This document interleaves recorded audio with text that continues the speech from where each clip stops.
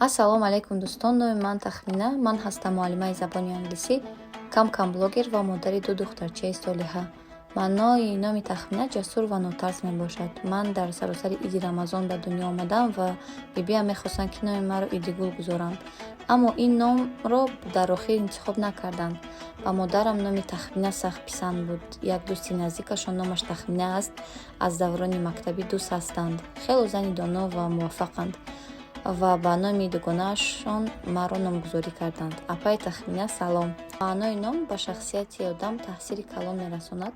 Аз ҳамин сабаб барои интихоби номи фарзанди худ баэҳтиёт бошед.